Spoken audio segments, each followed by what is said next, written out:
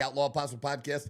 I'm your host, Troy Neff. I'm the fucking guy and the other fucking guy in the room behind the controls, making it all happen, doing all this crazy stuff.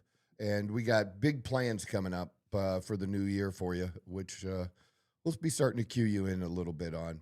Is Leo. Leo, good morning, my friend. Good morning, brother. How are you doing today? I am doing pretty good, my brother. I am doing pretty good. I'm pretty fired up a little bit with some things we have to talk about. But first, on the lighter side, if y'all will hang with me for a minute, we don't want to lose the two people following, right? We don't want to do that. Just hang with us. I am going to send something to Leo, or maybe I thought I was. Oh. There we go. New phone. It was only a few things. Things are in a little bit different place, a little bit, but I've been figuring it out. It hasn't been terrible with the new iPhone. I did my first video yesterday. I haven't edited it yet, but I'm really interested, because I want to use this iPhone at a concert and get good video, like all those people with Super cameras. Dude, it's so frustrating seeing everybody else but not myself. All right, so I sent you a picture. You can throw that picture up there. So I have a friend that he has some kind of deal with Nike where he gets this huge fucking discount. And so he helped me out. He allowed me to go on his account and load up the cart, and I paid him. And I spent about $1,000 right there about, and I got 15 items. I believe it was 12 of them. 12 of them?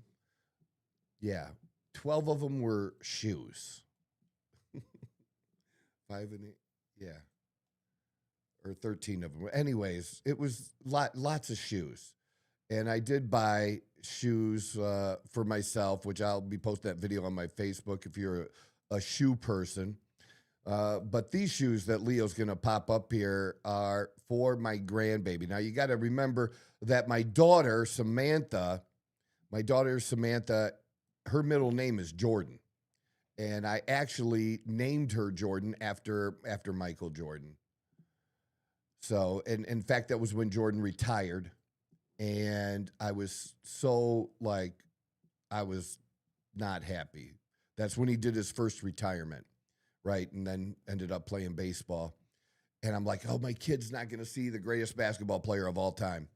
And then he came back, and then I used to pull her out of her bed when she was, 3 years old. I would get her up and bring her to the living room when mom was in bed, and we'd watch Michael Jordan, win 3 more championships.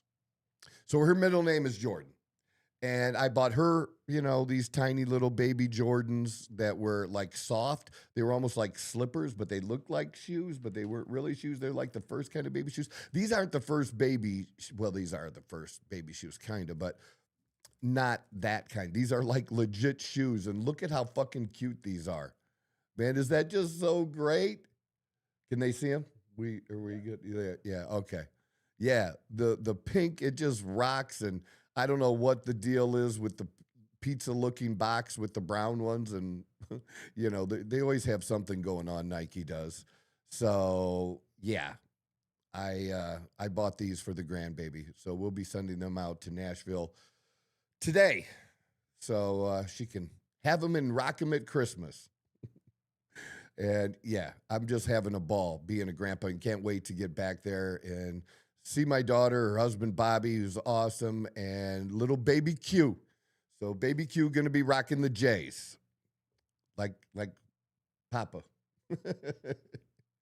That's what we're going to do. So yeah, just thank you for letting me just share some personal stuff with you. And, just on a little lighter note,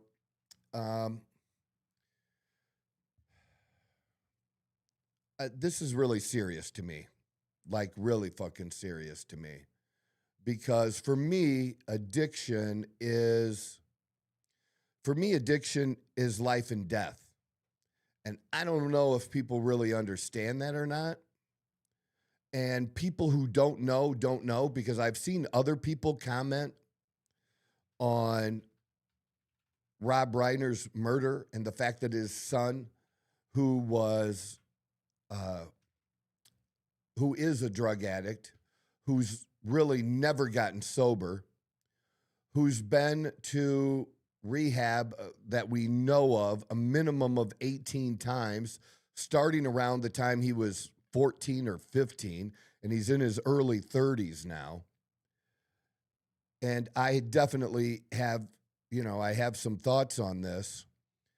And I, obviously, being a conservative, I didn't agree with Rob Reiner politically.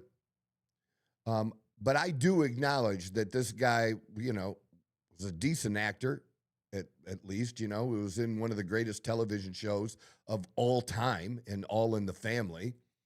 And truly one of the great directors. He didn't just have a couple. He had quite a number of iconic movies, that are still worth watching today. They're that good. They're standing the test of time, so to speak, right? That's kind of what I'm having to say about that. And so President Trump decides that he's going to, make a comment about it, and he didn't have to. And the things he said, look, I get it. I understand Trump. I understand Trump better than most of y'all who think you understand Trump, because I have followed Donald Trump since I was about, I'd have to see when the book came out, his first book. But I believe I was probably about 19. And the book, obviously, is still a great book today, The Art of the Deal.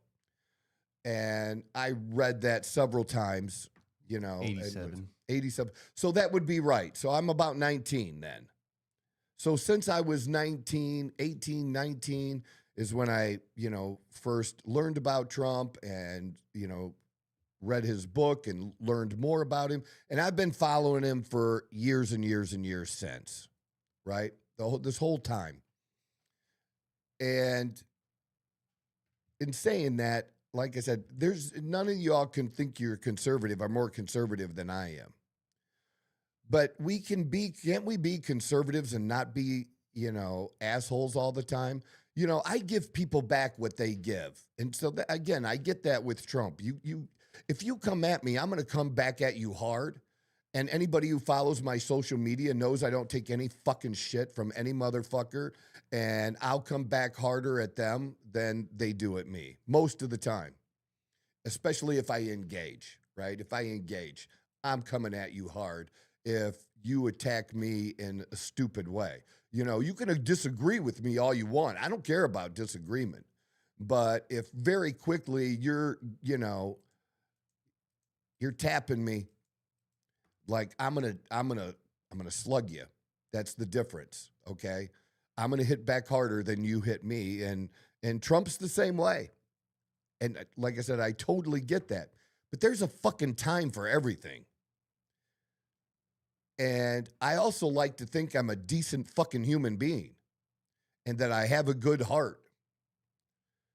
And somebody being murdered by their kid is not really a time when you should be attacking someone.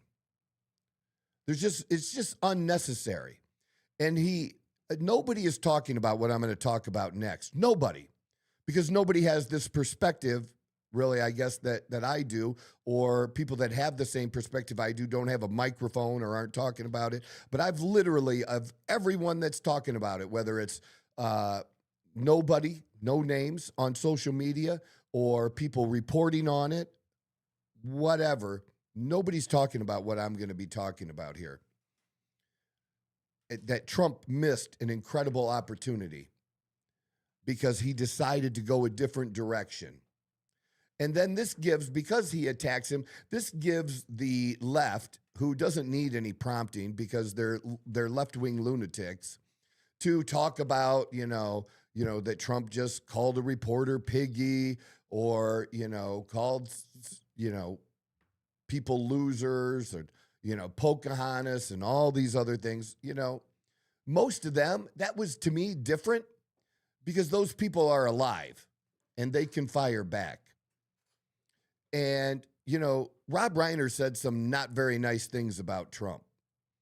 But this was an opportunity for Trump and the rest of us to show that we're not like the fucking people who, after Charlie Kirk died, that just celebrated Charlie Kirk's death. And I'm not saying it's quite the same, but it's damn close. It's at least close enough to compare the two. That many of the people that are Trump supporters, that are MAGA, I'm very disappointed in. Very disappointed. We do not have to be like those other living pieces of shit, okay? It's a total different thing. We're talking about somebody who was murdered by their child. Nobody deserves to be murdered by their child, no matter what their fucking political views are. It doesn't matter if we agree or disagree with fucking Rob Reiner. You mean to tell me you can't be a halfway decent motherfucker and not be a piece of shit and celebrate Rob Reiner's death? Well, nobody's asking you to cry over him.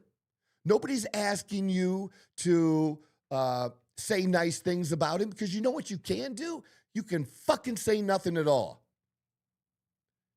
And how many times, Leo, have you heard me say that one of the skills that everybody needs to learn in their lifetime, and very few people, it takes some much longer than others, is the art of shutting the fuck up.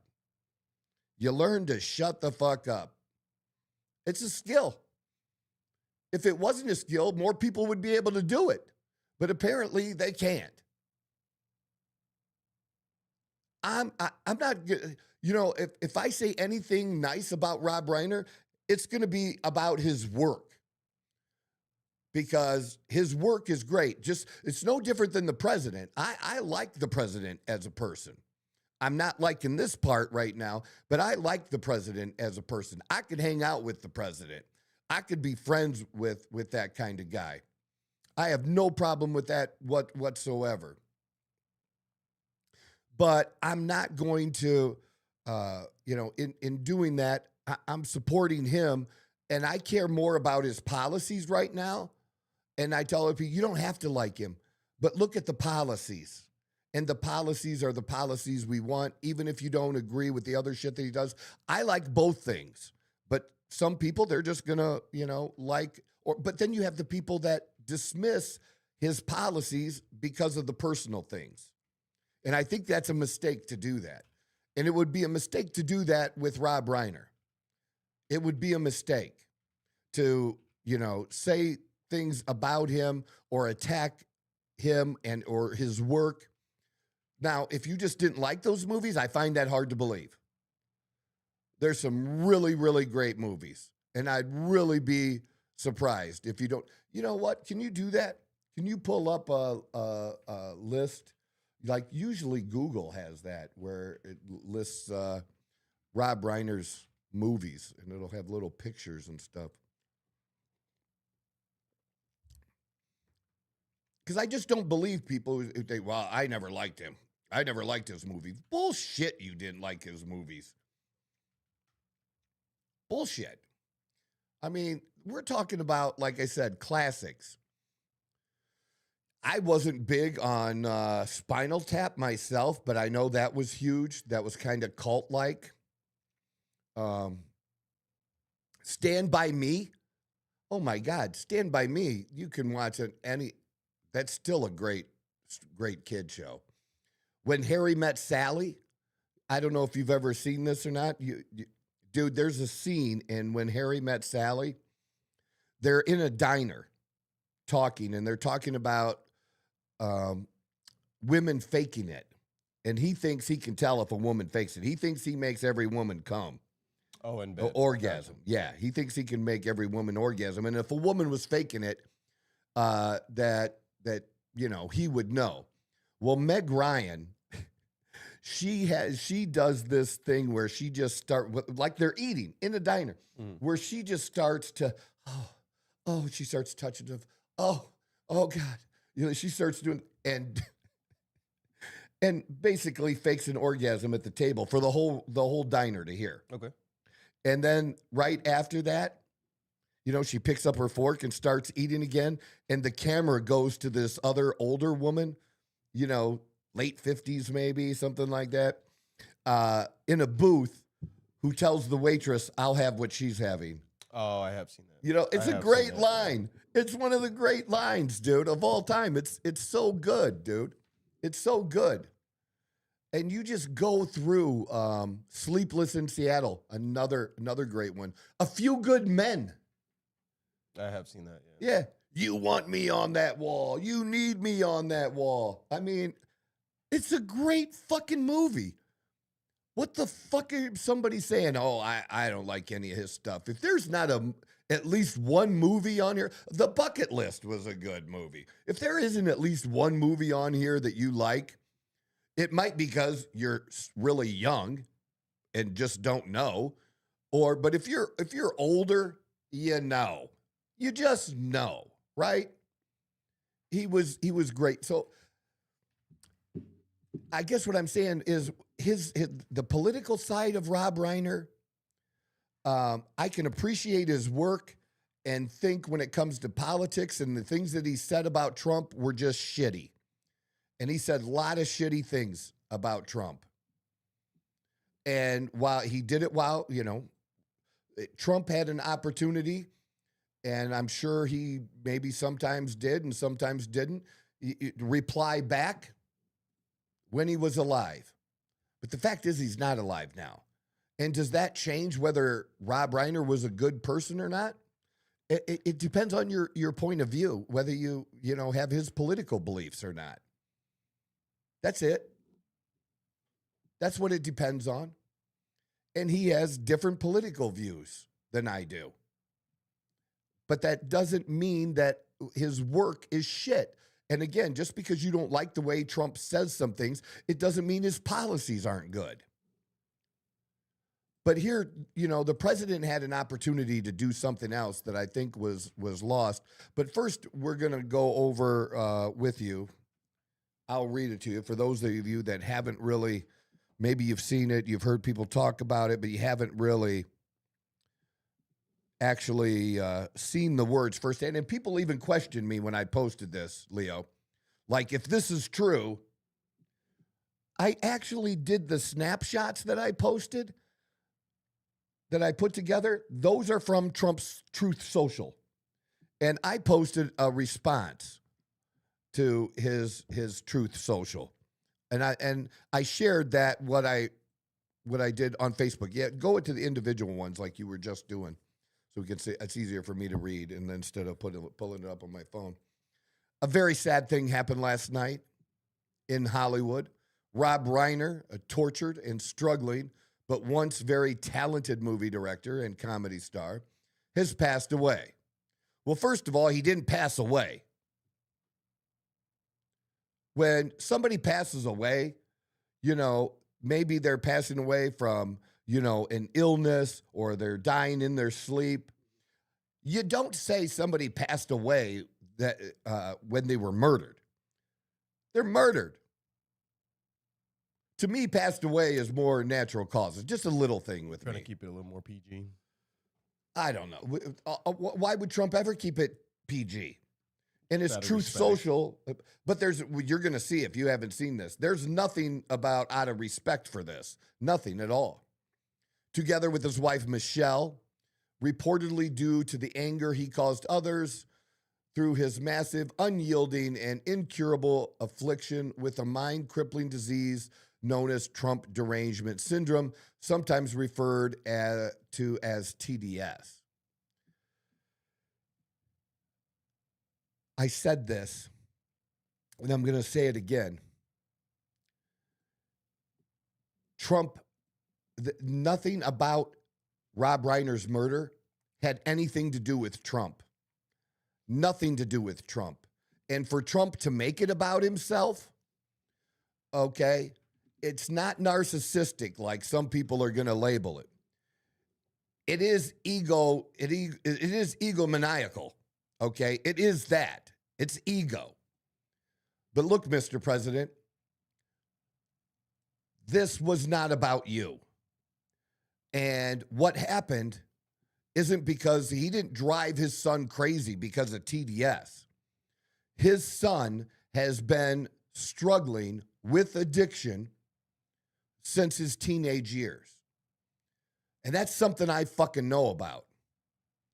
I'll be going on 17 years here in January of being sober. And I know when I started, and I'm going to share more about that. So I identify with that. And what it also shows you is that it doesn't matter what your background is. It doesn't matter how rich your family is, how well-known your family is. Drug addiction can affect any family. And it's terrible for every family. And we have too much of it, and we have too many people dying. Have driven people crazy by his raging obsession of President Donald J. Trump. So now you have Trump talking about himself like he's not Donald J. Trump. Like third person. I mean, come on, man. With his obvious paranoia reaching new heights as the Trump administration surpassed all goals and expectations of greatness, and with the golden age of America upon us, perhaps like never before. And then he ends with, may Rob and Michelle rest in peace. Again, Mr. President, you made this about you. And it's not about you. And this didn't have to be said. We are out here as MAGA, Mr. President. And what I said is, look, I was MAGA before you were MAGA, motherfucker. How about that? I was MAGA before you, Trump. And you didn't start MAGA. Ronald Reagan used Make America Great Again. Bill Clinton used Make America Great Again. If you don't believe me, fucking fact check me. I've been that. Because I'm about my country and I'm about being conservative values before I'm about being a Republican. You were a fucking Democrat, dude. And I'm all good with Democrats converting and becoming conservative or joining the Republican Party. Reagan did it. I'm good with that. Tulsi Gabbard did it. RFK Jr. joining the administration. He was going to run as a Democrat. But I've always been here. I've always been on this side. And when you're gone, I'm still going to be MAGA. This is bigger than you. You were just smart enough politically and marketing-wise to get out in front of it and grab the reins and become a leader of it.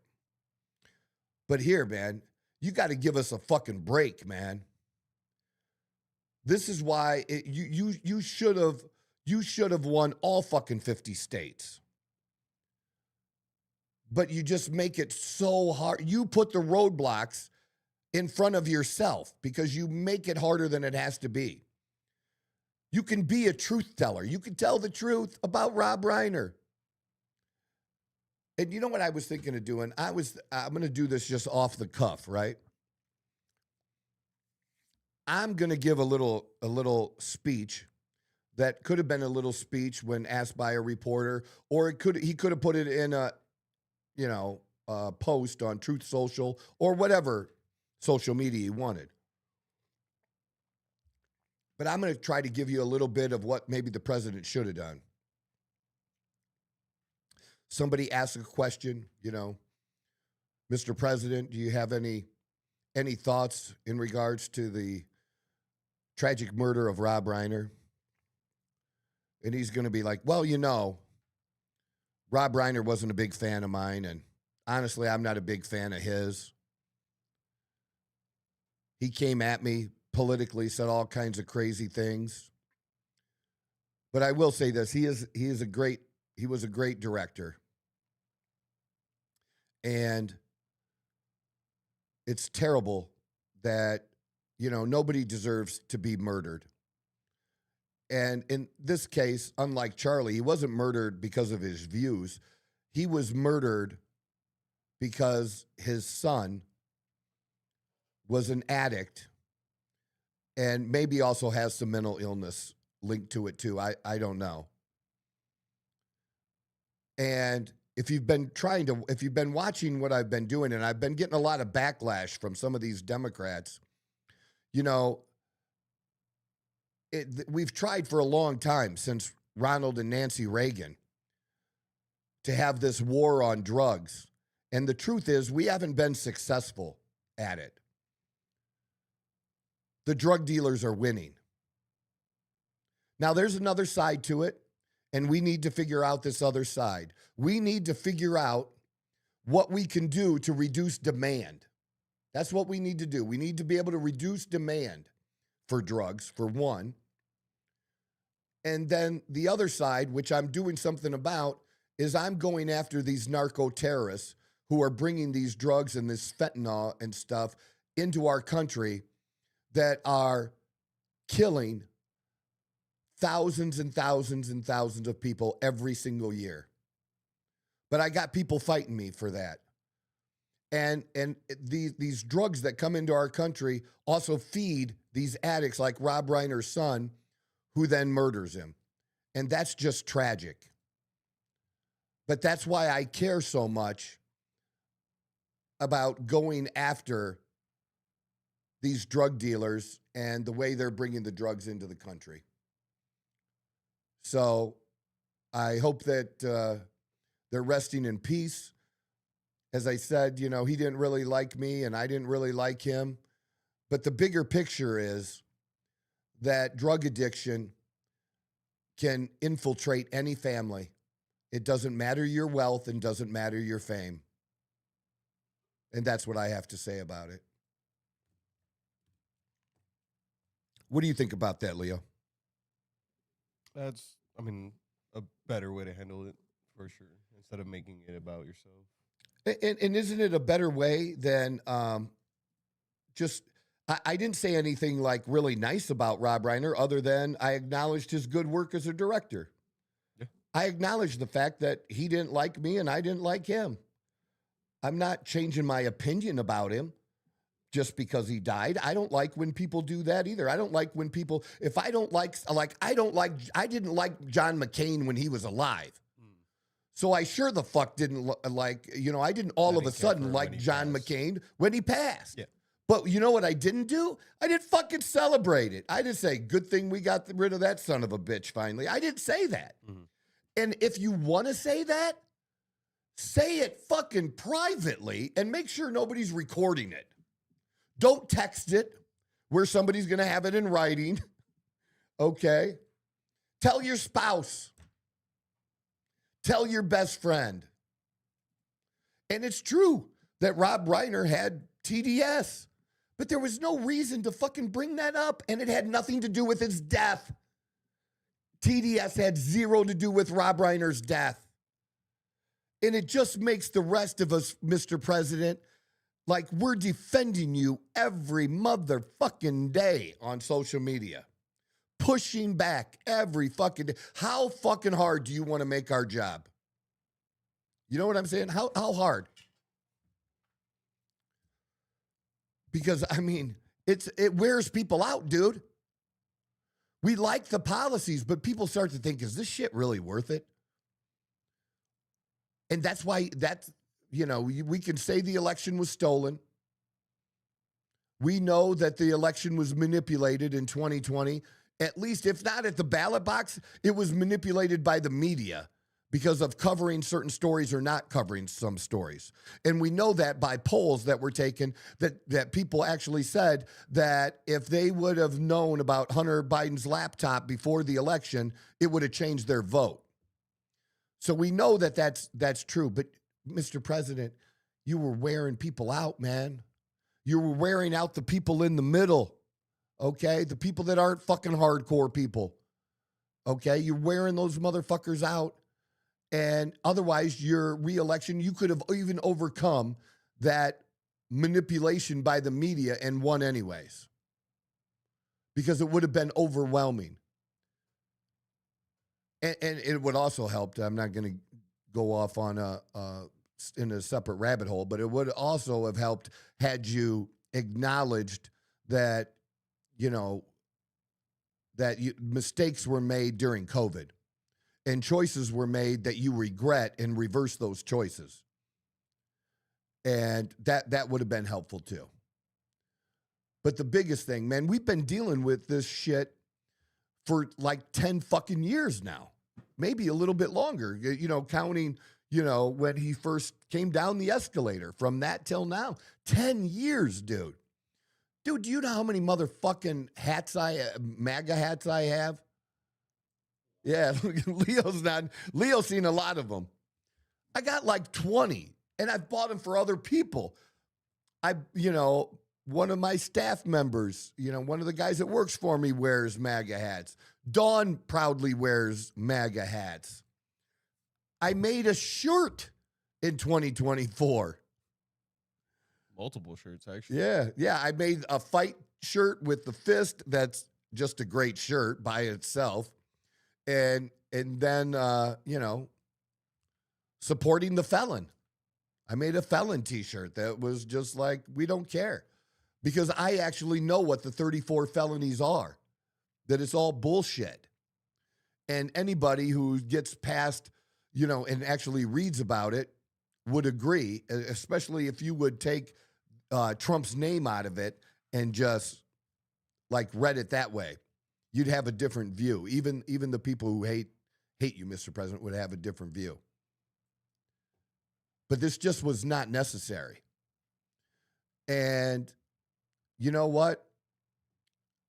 There are some times when I've supported you, Mr. President, simply because it wasn't what you said wasn't great. But the fact is, everything you've been through, I acknowledge that, man. I know that the Russia hoax was a real thing. And I'm appalled that there has not been accountability on the scale that we had for Watergate and have that same accountability now. That your campaign was spied on illegally, and then after that, still trying to do everything they can do. Even lying. We had 51, I believe it was, former intelligence people that signed a letter that said they believe that the Hunter laptop was Russian disinformation. And they all signed that knowing that it wasn't. And because of that, many of us, all of these things adding up are the reason we don't trust the motherfucking government. It's been slowly building over the last 25 years, and we've just had it. I don't want Republicans to do to the Democrats what they did to us. No potential president should have their campaign spied upon. It shouldn't be a thing. It was all bullshit. And they tried every way to take you out. The lawfare, when they couldn't they tried to impeach you twice, unsuccessfully. Just totally doing everything they could do to make your time during your presidency as difficult as possible and have to focus on the shit that they were doing to you instead of focusing on helping the people. And by that made it difficult for you to do. And it also means these Democrats weren't doing shit either to help everyday American people. And the Republicans, well, they're shitty at governing. They didn't know what to do with you. So some of them quit. That's why you lost in the midterms when you should have actually retained the House during that time. And you weren't getting a lot of help from your own party to do the things that needed to be done. And it's been nothing but a fight, and it's been a fight again. You know, Doge. I'm not happy that Doge didn't have big success. And the reason that Doge didn't have big success is the Democrats, actually, they stopped it. They stopped it. That was their goal, was to stop it. Because I absolutely believe in Elon Musk and what he was doing and what he was capable of, and that our government needs to be more efficient. We needed to do that. You know, we needed to do that. We only have so much time, Mr. President. We only got 3 more years. And this next year is crucial. Yeah, they shot at you too. And had other people attempt, you know, even before they shot. The guy at the golf course who had been sitting in the bushes for hours and hours, who was going to take a shot at you, but luckily it didn't happen. And yes, Mr. President, I know that the left-wing lunatics are going to celebrate your death just like they did Charlie's. Probably even worse, to be honest with you. I don't know how much worse it can be, but I agree with you. Trust me, it can get much worse. Yeah. I mean, I've seen celebrations of stuff, and Trump's not even dead yet. I can only imagine the things that will go down when Trump passes. I totally agree. But you know what? Knowing all of that, that still doesn't mean we need to be like them. This was our chance to be different than the left-wing lunatics.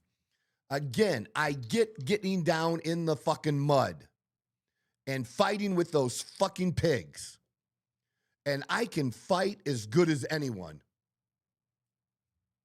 In fact, I'm better than most. I mean, because I'm really good. And I'm mean. Because I can use the truth to be mean. And it's gonna hit you hard. If you've ever been on, I can tell you, people who've been on the receiving end of me doing that shit, they'll tell you. And I'll keep going. I'll outlast you. You're not gonna get the last word on me. That will never fucking happen. Ever. Because I won't let it. That's how I fight. And we voted for you because we believed in you fighting for us.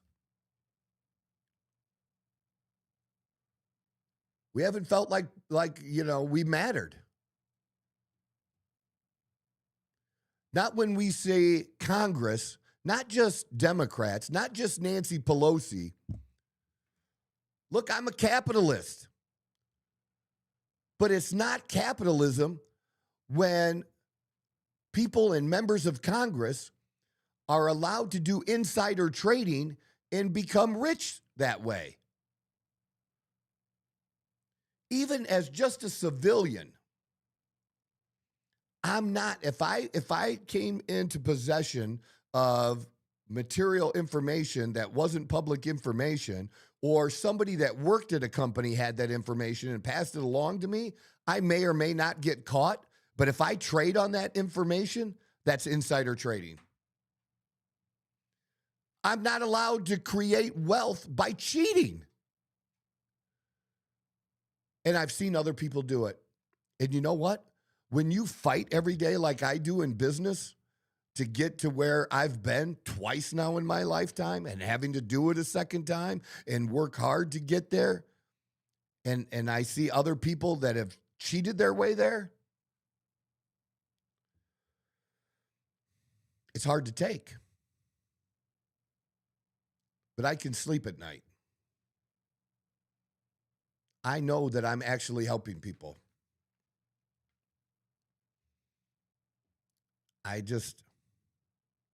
We don't have to be like them.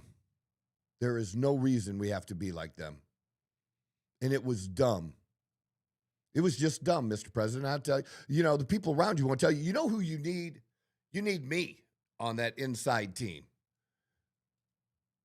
I do better than all those high-paid consultants who, suck.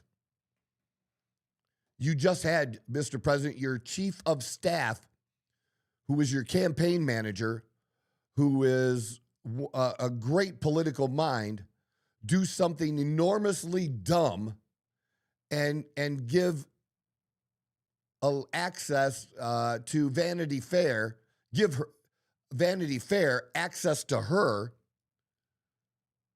11 times over the course of this past year.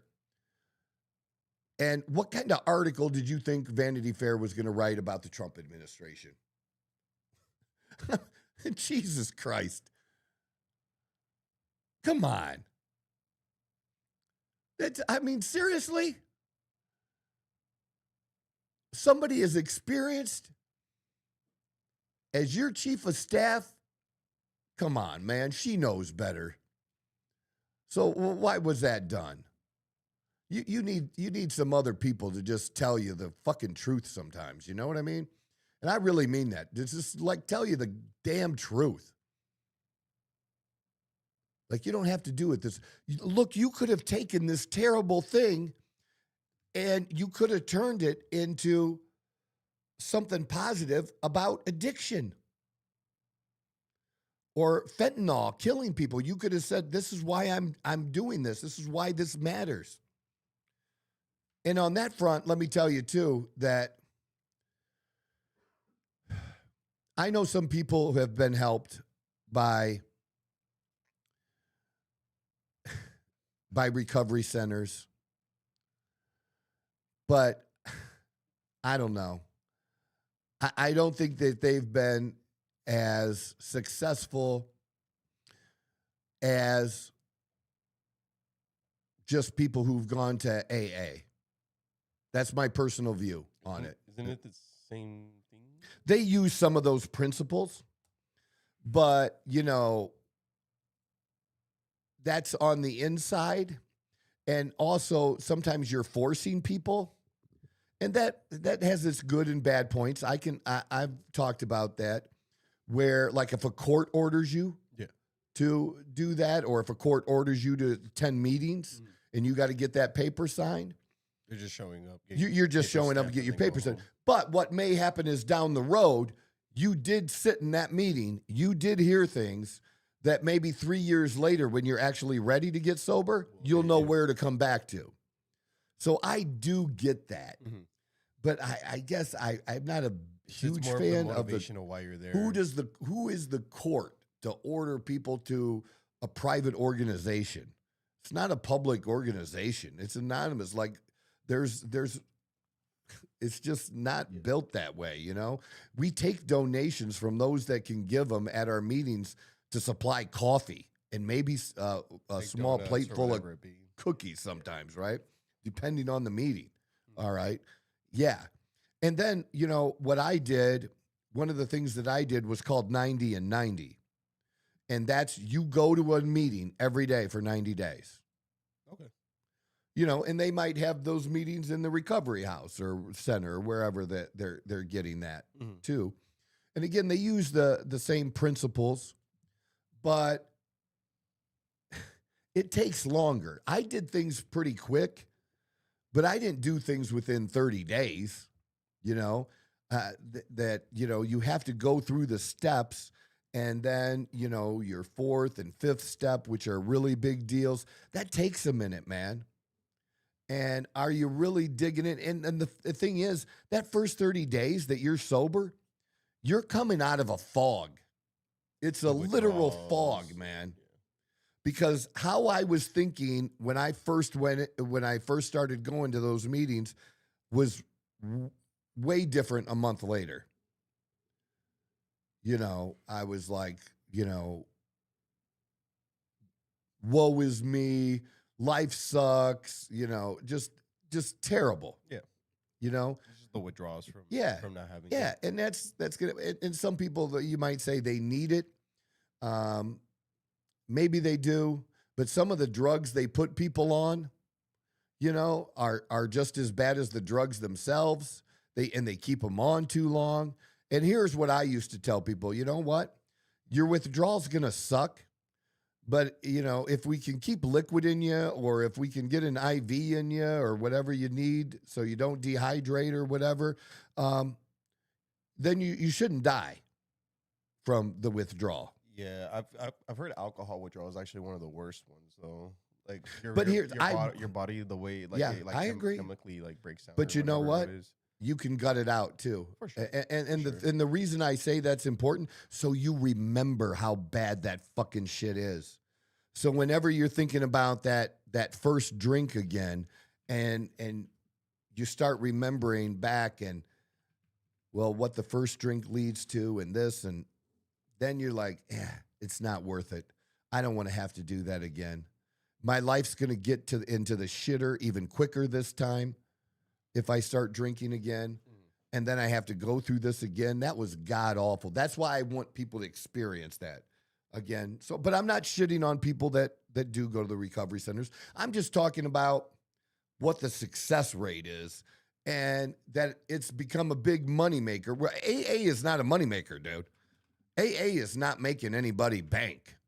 It doesn't work like that. And there are good recovery centers out there. There's bad recovery centers out there. And people who work in those will agree with that. There's good and there's bad. I mean, that's with everything, though. That's with everything, exactly. But I just feel like it just, well, I know somebody who started a recovery thing back in Toledo that he himself had been to rehab 10, 15 times, some ridiculous number, right?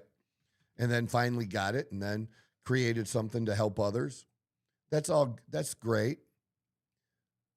But I'm a believer in the AA program. I am. That's what worked for me. Whatever works for you, if that's what you believe and it works for you, then I'm for anything that works. I'm for that too. But it's hard. I started when I was in my teens. I don't know when I had my first drinks. I do remember as a little kid, getting sips of an alcoholic drink here and there because parents did that shit back then, right? And I don't know what gave me a fascination with it, but and I don't blame family or friends of my family for it in any way. But, I was in an environment where pretty much everybody did. There really weren't any sober people or people who chose not to drink at all.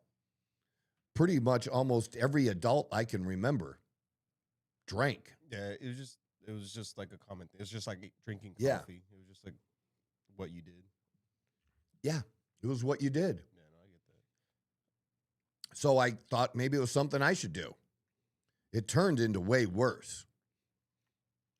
By the time I was a freshman in high school, a fellow wrestler and he had this little room in his basement. Oh, I remember. that we set up, and we did a lot of vodka, but we just go down there and just sit there and do shots and go, because it tasted horrible. But we just kept doing that until we got drunk, and then we're just stupid, and then we'd sleep it off. Yeah, that's what we did. Repeat. When I was in junior high, when I was in 8th grade, me and a 7th grade friend of mine, we would walk to school together. And one morning we took some alcohol and drank the alcohol on the way to school. We went to school drunk. I've done that before. And you know how much trouble I got in? None. Yeah, me either. And even the teacher actually happened to be related to me. It was like, dude, you need some gum.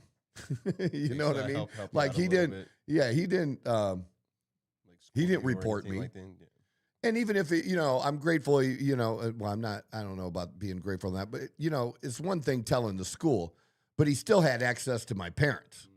You know what I mean? And my mom babysat his kids. Yeah, everyone's so he could have said, "Look, this is something you should know." Yeah. That Troy came to school drunk. He's a good teacher, but he didn't do that. And I'm not saying anything of those. I'm responsible for everything that happened in my life related to drinking.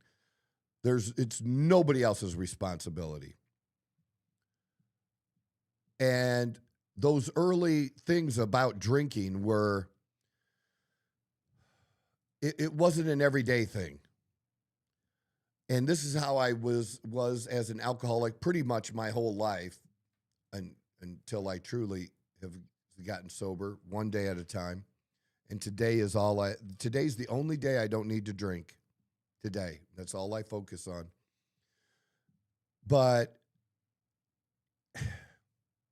it was for me, it was getting drunk. At that point, and that's how I carried out the rest of my drinking career, it was never about enjoying or a few drinks, 2 or 3 drinks, and being done and just sharing a moment with people. When I drank, I would probably say, I at least drank to where it affected me 90% of the time, and probably 80% of the time affected me where I was drunk. So very rarely was I drinking to, and stopping and not having some type of change feeling, there. And I got, I tried to get sober on my own as a teenager. I tried to get sober a few years after that, and through AA, and it worked for a few years. And then here's an interesting story for you. I just brought some Ghost energy drinks in for Leo. Dawn saw a new flavor, and so she thought it looked good, and wanted to, we're always looking to see when they introduce new flavors. And I brought the whole case minus 1 drink to Leo because I tried it yesterday. It was strawberry mango. And I think it's the mango in it that causes the effect. But after about drinking half of it, I dumped I let Dawn taste it, and then I dumped the rest out. And I asked her, "What do you think this tastes like?" And then she said alcohol. And I said, beer. That alcohol is beer, is what it tastes like. And she tasted it again. She goes, "Yep, I totally get it now." And is me drinking that going to make me drink again? No. But, but I don't need that. I don't need to remember that flavor, days in a row from doing that. And I care so much about being sober that I don't want that to happen at all. That's what I mean. I don't want that to even be a possibility. So the best way for it not to be a possibility for me is to remove it. And that's what I just did. Got a comment from Bob Moore. Regardless of what route we take to sobriety, nothing works until we are ready to surrender. That's it, man. And then we also have one from Evan. I cannot pronounce that. I apologize. Just say Evan. Well, I think it's a female. So is it a female? Yeah. Okay. But anyways, Ghost Swedish Fish is freaking awesome. I think that's one of your top favorites, isn't it? Yeah, it's a great one. It's a really, really good one. But I will say Bubblicious is probably my number one now. Oh, yeah. Then probably the sour apple. And I'm surprised you didn't say the Welsh. Cherry limeade. Grape Welsh. The grape is up there. Like there's like the ones I like. I'm gonna do something a little fun for Friday stream. Yeah. I'm gonna put a little tier list together. We'll have you we'll have you tier the Ghost flavors so far into a tier list. All right, we could do that. Take a little 5-10 minute little fun break there. We can do that. But that just shows you that's how serious I take this, because it's life and death, man. And I'm hard when it comes to this because I needed that hard. And I'm not for everybody when it comes to talking about or dealing with addiction. But that guy that needs that real hard talk, and I just mean guys, you know, I might have a conversation with a woman, but a woman is best going to be served by another woman. And I don't believe that men should be sponsors of women in AA. Women should be sponsors of women. Men should be sponsors of men, because we think and have done some fucked up shit. It's interesting to think that you say that. No, it's true. It's I very frowned upon. I can see. Wow. Oh, like it's a common thing. It's frowned upon. Really? And it should be. I mean, I can understand why, but like that's actually kind of crazy. But I understand why the concept behind something. Yeah, like that, the effects are basically because they were built different. The effects are going to be different. Sure. And what about a woman that, you know, also maybe experienced some sexual abuse as a child and that's an alcoholic? Gotcha. You know what I'm saying? Gotcha. That's like you need to be talking to a woman about that shit, man. I got you. That makes sense. Yeah, it really is. It's not. You're being sexist, Troy. I know. Aren't I though?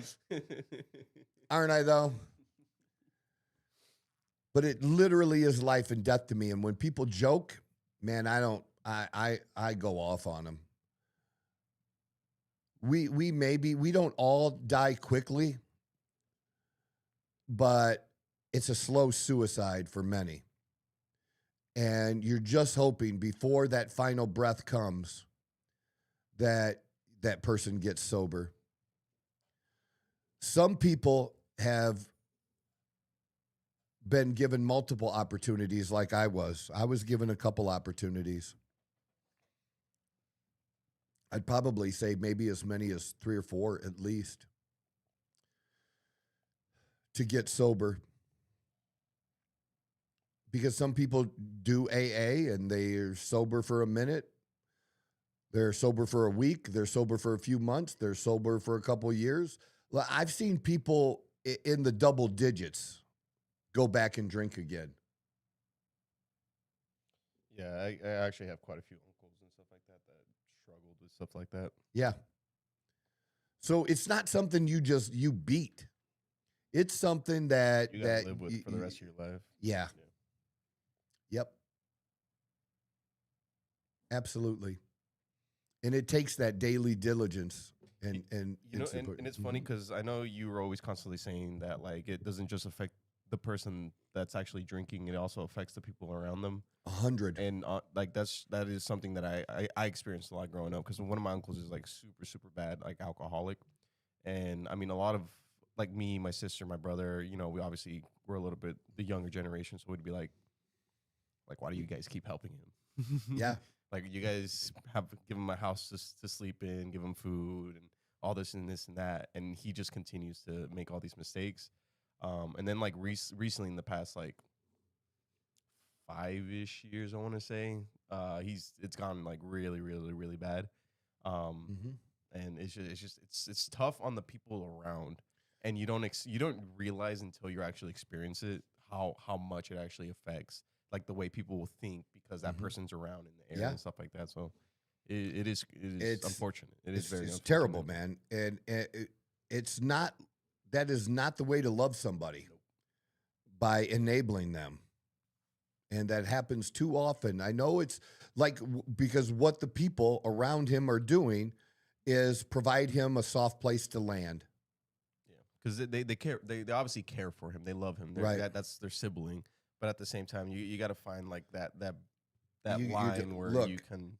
If this is how I would handle it, and they knocked on my door, I would be like, "Come in, leave your stuff outside. Do not bring your stuff inside. Leave it on the porch.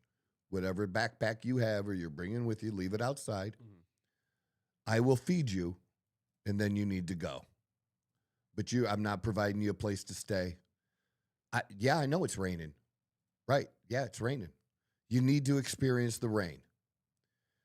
And some people need to experience, as Bob will tell you, you need to experience homelessness. It's the only way you get to the bottom. And I was just blessed enough that my bottom wasn't that brutal. I didn't have to do that.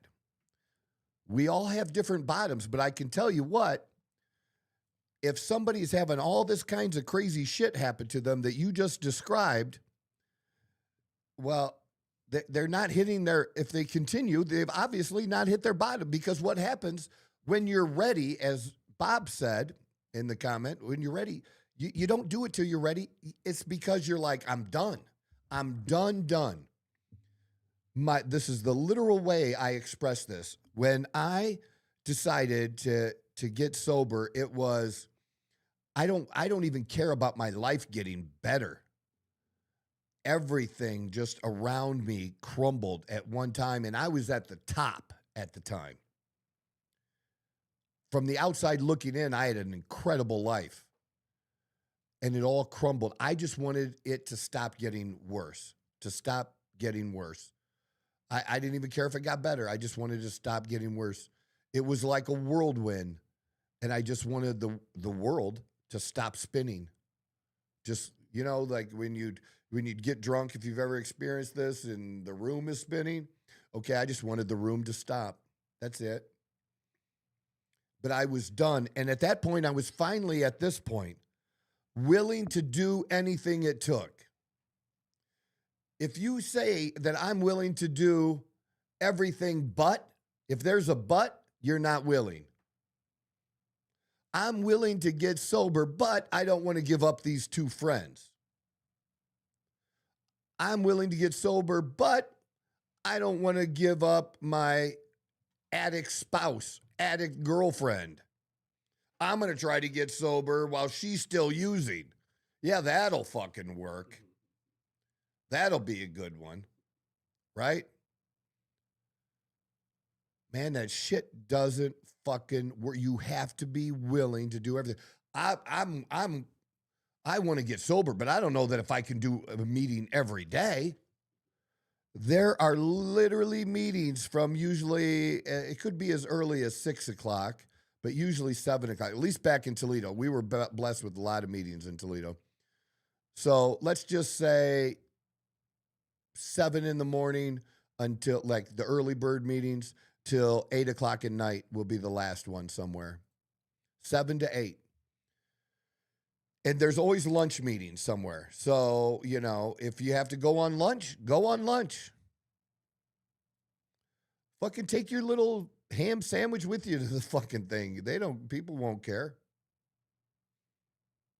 Eat your lunch, listen. Shut the fuck up and listen.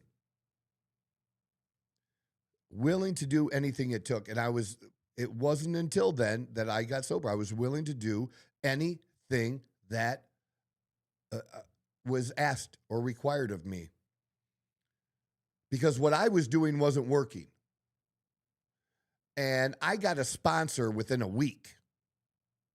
I see people dick around and don't get a sponsor for a month or a few months. You're not marrying the person. And if you don't click, it's okay to get someone different. All right. But you definitely, it's an important part of the whole process.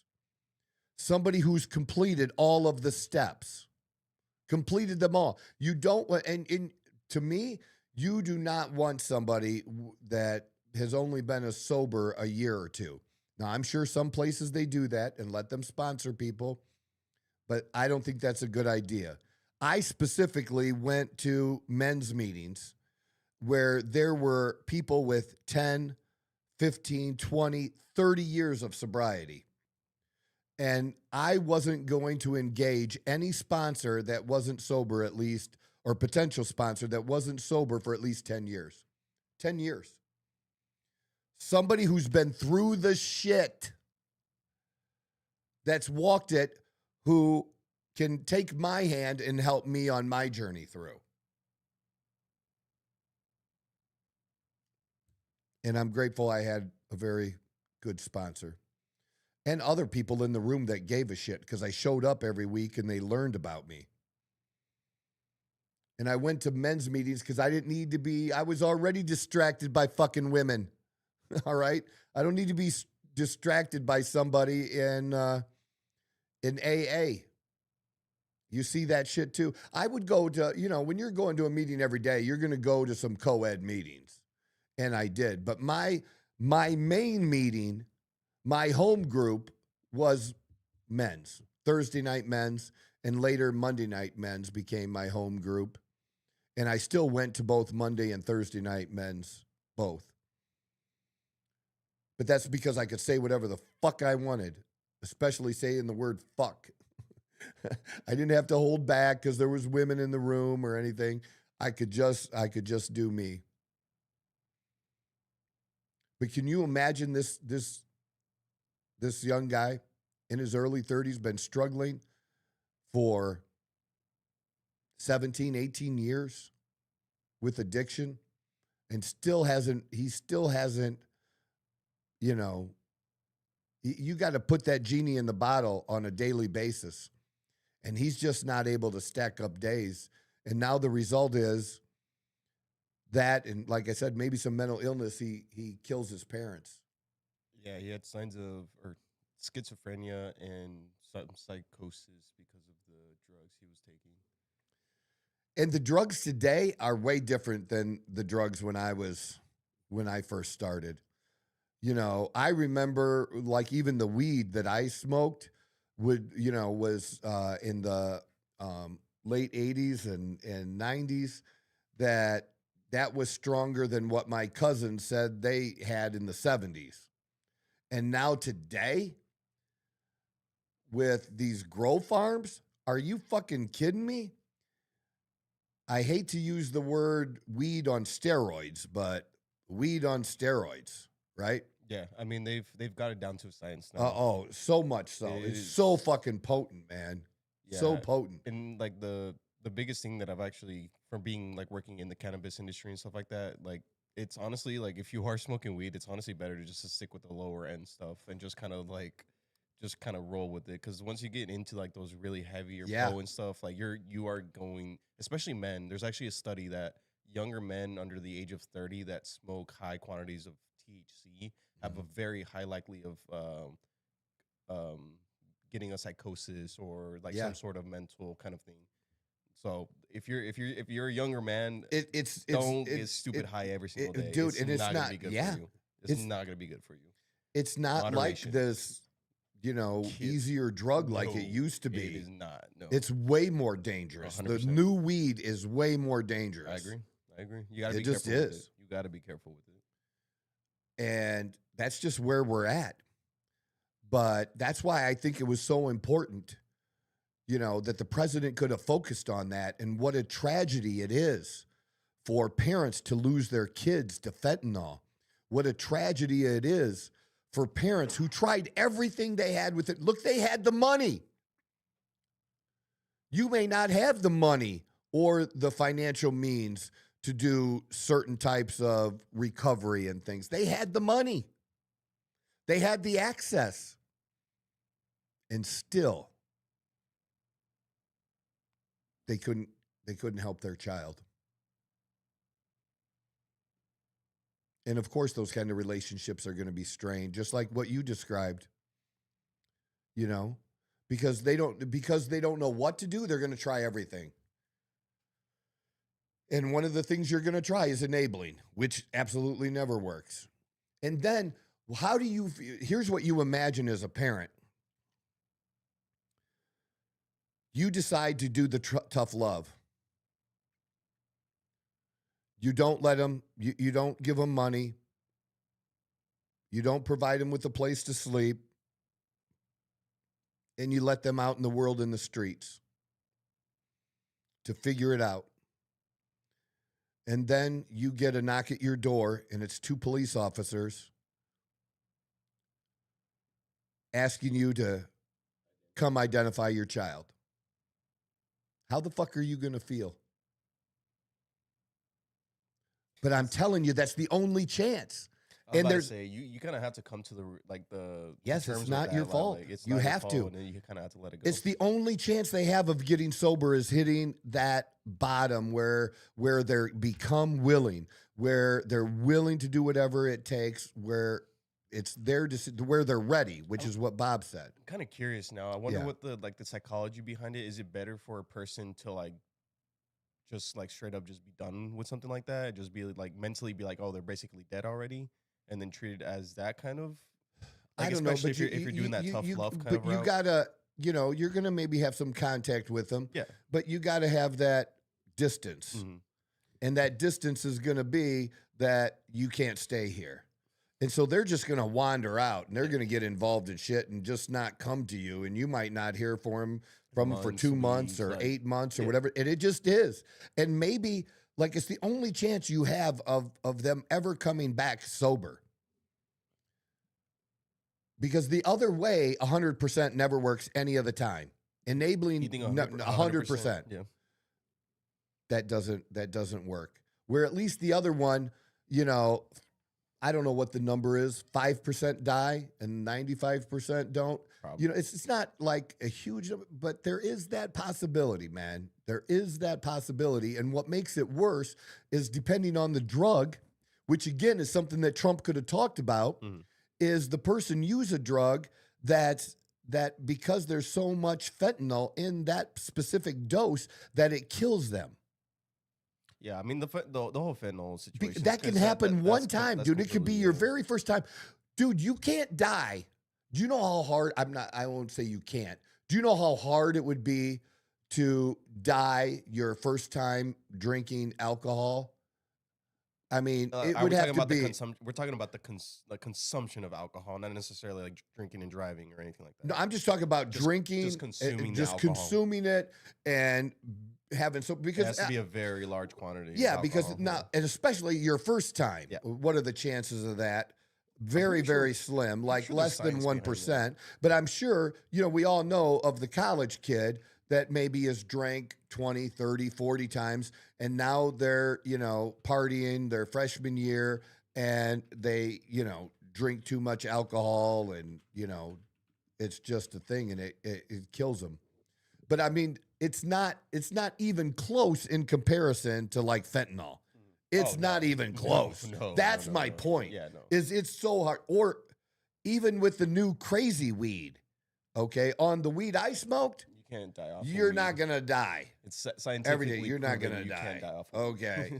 The new shit, I don't know. You also can't. Okay. You might go into some like really deep psychosis or something like that, but you won't die off of marijuana. Or if you did, because people used to put shit in with the weed. What was 100%. that? What was the one pink stuff they used to do and smoke with it? Oh, I forget what it is. I only did it a few times. Speed was like no, one of those like. It wasn't that. There was something else that was like a light psych. Help me out, Bob. like psycho kind of thing. Like acid, like an LSD. No, it was almost like a paste or something that you'd kind of put on. Do you know what I'm talking about? That's like or wax? You put in the tip. Yeah, almost like that. So that is. This wasn't THC. Bob would know. Where are you at, Bob? Come on, Bob.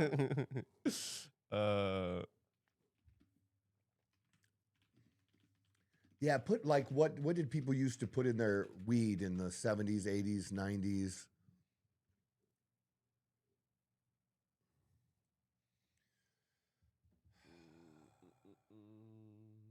Man, I wish I could remember.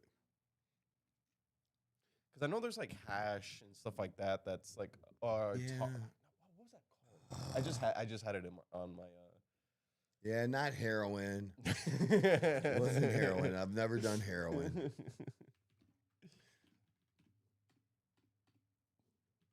But that's what I'm saying. That they're so dangerous now that on the very first time, you can die. And so that person never has a chance to hit a bottom and then recover, right? Embalming fluid? No, that's a thing. Did Bob say that? That's what Bob said. Dude, you smoked embalming fluid? Fuck, man. You were fucked up, Bob. I love you. That's fucking Jesus Christ, embalming fluid. Who even, only an addict can even think that that might be an idea. Hey, I got an idea. Let's add some embalming fluid. Mescaline? I don't know what. No, there it might be more like PCP. Oh, PCP. Okay, that makes sense. Laced with PCP. I've heard that a lot. Yep. No, but you know That used to be is a actually thing. it's on the list right here. Embalming fluid's on the It's list. the second one. Bob was right. Bob You're was still right. fucked up, Bob. He said, not me. I love you, brother. I do. I appreciate that for the help there, but good Lord. But you understand what I'm saying about this is that it's that these other drugs are that much harder. And what would some people think of Trump if he said, you know, we don't like each other. We didn't like each other. He trashed me politically, but I'm not gonna use this time to, you know, another time about me or talking about his views about me. This was a tragic murder. I don't need to trash a man. You don't have to lift him up either. Nobody's asking you to. You know, I'm not going to do that. I have my feelings about him, but what is tragic is that he was murdered. He didn't deserve to be murdered. And how tragic addiction really is and why it's so important that we do what we can to stop the flow of drugs in this country. And then also add, and we don't really have a good plan to stop or to reduce the demand for these drugs. We don't have a good plan. Maybe this would be an idea that we could put some kind of commission together, former people who have been in Congress or people that are well known in this area. Get Dr. Drew, I don't know, and gets a group of people together and put together a plan. Because let me give you another example. I believe this is true. Look this up on chat. I believe this is true, that young people, let's say between the ages of 20 and 30, are drinking less than previous generations. You're going to be surprised, buddy. I'm telling you. But when you're in something, that's what you see. Yeah. Like, I didn't realize how many people smoked weed until I started smoking weed. And then then I started seeing, you know, the quarterback smoked weed, four of the cheerleaders smoked weed. It's like, you motherfuckers were hiding all this. I didn't even know you did this. Yes, adults aged roughly 20 to 30 are drinking less alcohol than previous generations did at the same age. And this is a well-documented trend across multiple developed countries, including the United States. Yep.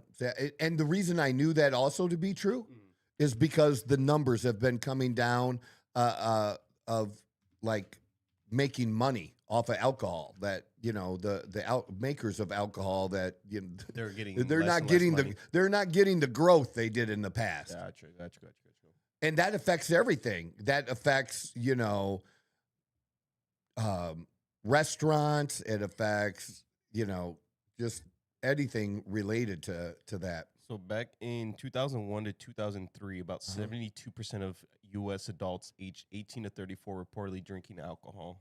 In the early 2020s, that share dropped to about 62%, roughly. That's a about 10% difference.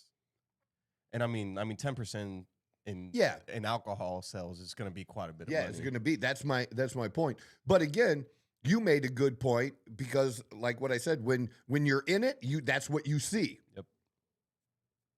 And it's just that's not the number one thing for this generation. It's like things swung too far and now they're coming back a different direction.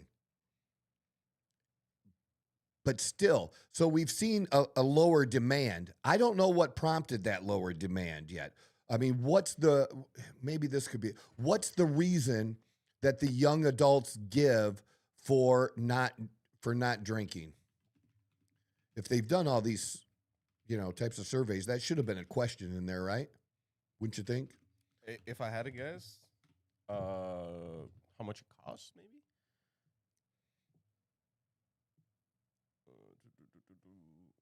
The reason are structural, cultural, and economic, not moral or accidental. Health awareness came earlier and stuck.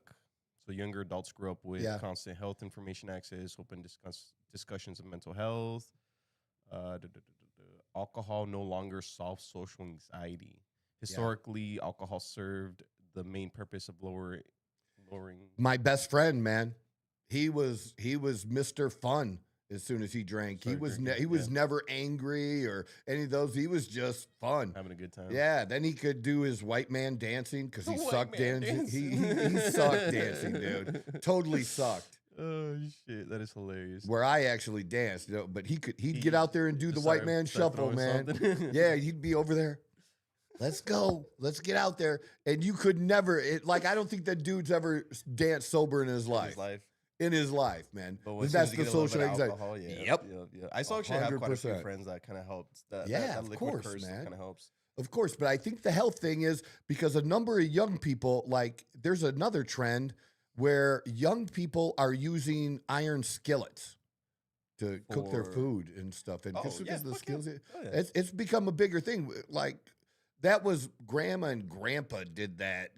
My generation, we get the fancy non-stick stuff. You know what I mean? But now with the chemicals and stuff in that, the utensils and things in my daughter's kitchen, all has to be silver. I don't know, almost organic or something. Do you know what I mean? That doesn't have shit. That's a big thing with this. This generation, and that's great. That's great, man. But then my question is, what things like this can we do that might help lower the demand of hardcore drugs? I don't have an answer to that. I don't think there will ever, because that's I don't know. I think. But even if we could reduce it by 10%, man.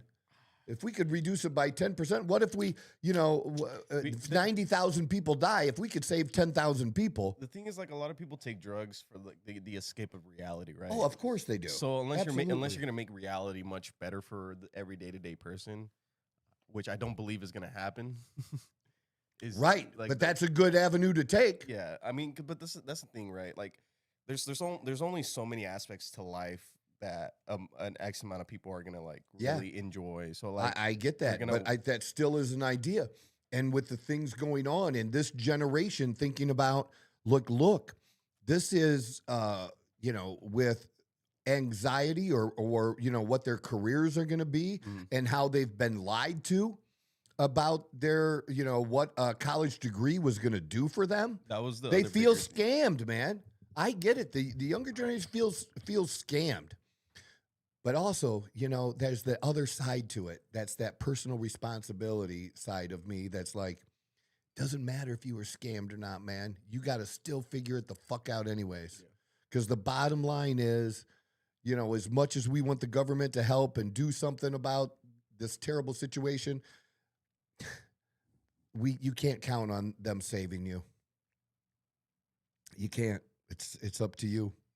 And that's a whole nother little line of stuff. I have some other things that we're going to talk about Friday because we were able to do this whole thing on that. Yeah, that was actually really enjoyed it though. And I was mainly thinking about doing that too. But coming up, we are going to talk on Friday about Elon Musk being a $600 billion man right now. We're also going to be talking about Erica and Candace and their meeting. I listened to Candace's interview or her podcast yesterday, which was after the meeting between the two. And I think a bunch of people owe Candace an apology. Honestly, I do. They owe her an apology, man. Because there's a better understanding between her and Erica now, and I think that's a good thing. I didn't like attacks on Erica, but I didn't really think that Candace was. And when people were saying that she was, she wasn't. When Ben Shapiro said that she was, It was, excuse me, it was not true. Sorry, Yeah. you said where was this posted? Was it on her? On hers. On YouTube or what? Yeah. Yeah. Live It's stream? not one of Oh, those. it was a live You stream. have to look at the one, whatever the, in what hours is that? 17 hours ago. Yeah, that was probably it then. Yeah, and Erica Kirk came to her. Remember, there was the whole thing about having that meeting with TPUSA, and they invited her to come out, but she had to respond within 24 hours and all that. Oh, yeah. whatever yeah, bullshit yeah, they were and doing, wouldn't yeah. do the streaming thing. Well, now. And some of the things that you just have to listen to the whole thing. Listen to the whole thing. Yeah, I'm gonna watch it right now. Whether you like Candace or don't like Candace, whatever your views are on it, if you care about Charlie Kirk, just watch the whole fucking thing. It's not going to hurt you. But I think you'll come away with the idea that, some things happened and some people in the organization said or did things that weren't necessarily approved by Erica Kirk. Or, yeah, we do need to know more about that this person said that or that wasn't correct. It's not Candace just making up shit. And if she just wants to find an answer, and sometimes the answer, might not be, a crazy answer. It's not about that, but it's finding a real plausible answer or something that makes sense. And just because there's a mix-up doesn't always mean there's malicious intent either. Like with timelines that somebody says, did this person misrepresent what happened because they had malicious intent or because people just don't remember shit very well and the sequence of events? Just like when people see an accident happen and 3 people see the accident standing at a corner, all standing next to each other, and all saw, had different stories, all saw different things. Okay? But it's working that out, and I think it's worth that to work that out. Because I'm still of the belief that Tyler Robinson was somehow involved. I don't know. I don't necessarily believe he took the shot, and I think there were other people involved in the killing of Charlie Kirk. This wasn't done by some trans-furry loving young man. He didn't come up with this shit on his own and try to do this. There are other people involved.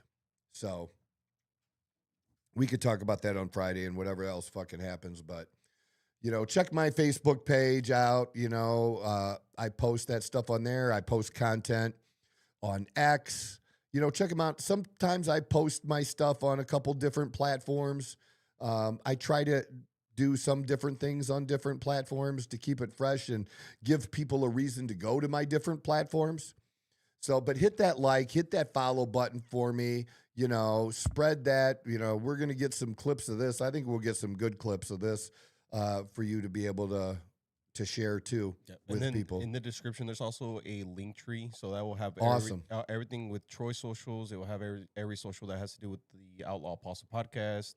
They also have a specific Instagram, TikTok, and YouTube for all that. And then we have all of Troy's social medias on there as well. So make sure to follow all of those. Yes. And I think I'm going to stop maybe doing some of the ones that I was posting on TikTok.